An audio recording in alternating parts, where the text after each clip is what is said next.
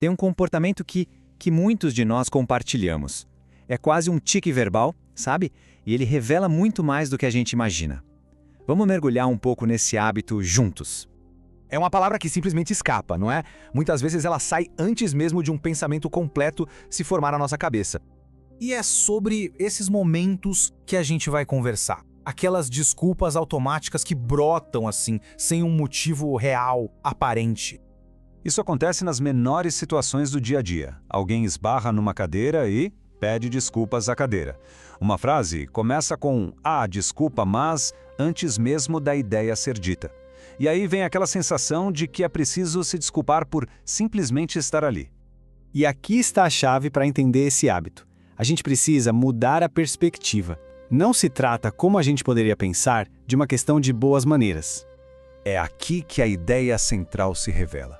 Esse pedido de desculpas excessivo é, na verdade, um mecanismo de defesa, algo que foi aprendido.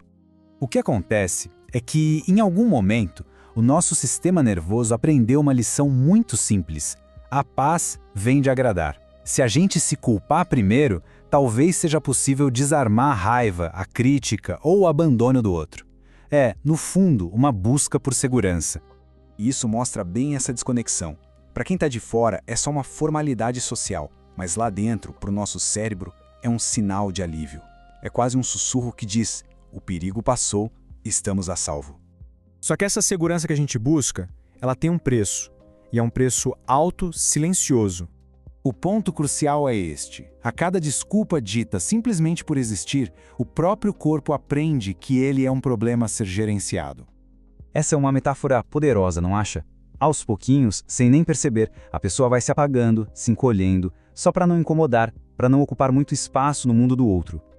Mas olha, é muito importante entender que isso não é uma falha de caráter. É uma estratégia de sobrevivência que foi aprendida. E esse medo todo, ele tem uma origem. Talvez tenha sido naquela primeira vez que a alegria foi vista como barulhenta demais ou a energia como excessiva. Ou quem sabe quando fazer perguntas, explorar o mundo, foi interpretado não como um sinal de inteligência, mas como um desafio à autoridade. E talvez o mais doloroso, quando a expressão de uma dor foi recebida com a acusação de ingratidão. E foi aí que se aprendeu. Então, aquilo que parece ser uma virtude, a tal da humildade, na verdade, muitas vezes é só medo. O medo de ser visto, de ser julgado, de ser rejeitado por ser exatamente quem se é. E tudo isso nos leva a uma pergunta final, uma pergunta fundamental sobre o que a gente realmente está buscando com esse comportamento.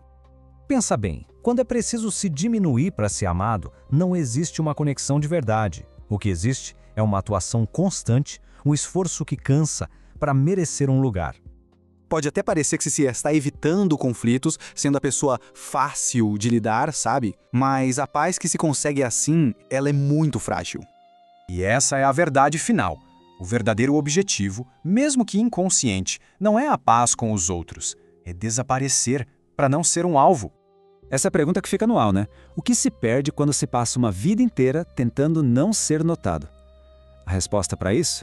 Bem, é algo que só cada um pode descobrir por si. Sabe, tem um hábito que muita gente compartilha, o de pedir desculpas demais, por tudo. Mas e se a gente olhasse para isso não como uma falha, mas como algo que foi aprendido, um comportamento que tem raízes bem profundas na nossa necessidade de segurança?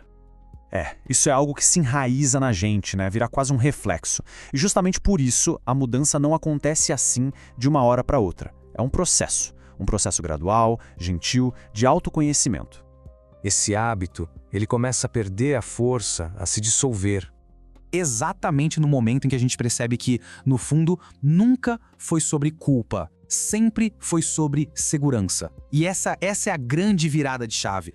O excesso de desculpas não é um sinal de que erramos, mas sim um mecanismo de defesa que foi criado para nos sentirmos seguros. Vamos tentar entender melhor essa culpa que a gente aprendeu a carregar. Para isso, precisamos voltar um pouco no tempo, lá nas nossas primeiras experiências. Naquele lugar onde manter a paz parecia ser o único jeito de garantir amor e proteção. onde a harmonia era, literalmente, sinônimo de sobrevivência. É que desde cedo, muitos de nós aprendemos a nos fazer pequenos, a ficar em silêncio, para sermos aceitos. A gente aprendeu que a harmonia, a qualquer custo, era essencial para a nossa sobrevivência emocional. E aí, o desculpa virou essa ferramenta, sabe, para evitar qualquer tipo de conflito, qualquer sensação de abandono.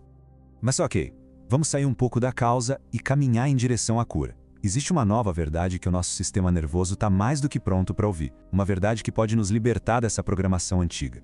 E a mudança de paradigma é essa. A paz não vem quando a gente se encolhe para caber no espaço dos outros. A paz de verdade, aquela que dura, ela é construída de dentro para fora, quando a gente finalmente ocupa nosso próprio espaço com confiança.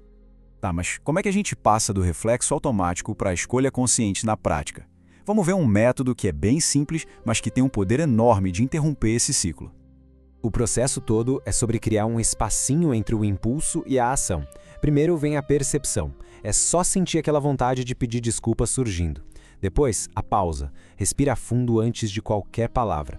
E por último, o questionamento. É ele que nos traz de volta para a consciência. Essa é a pergunta que muda tudo. Ela nos força a fazer uma distinção muito clara entre uma responsabilidade real e o simples medo do que a outra pessoa vai pensar. É uma pergunta que nos devolve a nossa própria verdade, sabe? E nos tira daquele modo de sobrevivência. Ao fazer essa pergunta, a gente acaba criando um novo caminho neural no cérebro. A gente sai daquela reação automática de luta ou fuga e ativa a parte de nós que é capaz de fazer escolhas conscientes. É como sair de uma tempestade e encontrar calmaria. Agora, vamos para outra ferramenta muito poderosa, a linguagem. As palavras que a gente usa não só descrevem a nossa realidade, elas também ajudam a criar essa realidade. Então, se a gente muda as nossas palavras, a gente pode reescrever nossas crenças internas. Olha só esse exemplo. Desculpa por falar tanto. Isso carrega um peso, né? A ideia de que você foi um fardo. Agora, obrigado por me ouvir. Isso transforma a interação em um presente, reconhece a generosidade de quem ouviu e, ao mesmo tempo, valida sua própria voz. É a mesma lógica aqui. Em vez de se desculpar por existir ou por ter alguma necessidade, a gente expressa a gratidão. Isso muda toda a dinâmica. Saímos de um lugar de dívida para um lugar de apreciação, de troca. E essa é a mensagem poderosa que a gente internaliza a cada troca dessas. Pouco a pouco, vamos ensinando ao nosso sistema nervoso que nós temos o direito de existir, de falar, de ocupar nosso espaço, sem ter que pedir permissão para isso. E assim, a gente chega na paz da aceitação. O objetivo aqui não é eliminar a culpa para sempre, mas sim mudar a nossa relação com ela. É cultivar uma aceitação incondicional de quem a gente é. A cura não é sobre perfeição. Vão ter momentos em que o padrão antigo vai voltar. E quando isso acontecer, a prática é ser gentil. Em vez de lutar contra ou se criticar, a ideia é só observar o sentimento com curiosidade, com compaixão. A gente pode até criar um diálogo interno com essa parte nossa. Reconhecê-la, agradecer pela função protetora que ela teve um dia e, com gentileza, dizer que esse serviço não é mais necessário dessa maneira. É sobre integrar, não sobre rejeitar. E no fim, a prática se torna algo muito simples. É um retorno à respiração, um ajuste sutil na postura, que sinaliza para o nosso corpo e para nossa mente uma nova forma de estar no mundo, com dignidade e com autovalorização. E essa é a verdade que fica. A busca por paz externa através de desculpas é uma ilusão. A paz verdadeira, ela é um ato interno. Ela floresce no solo fértil da autoaceitação.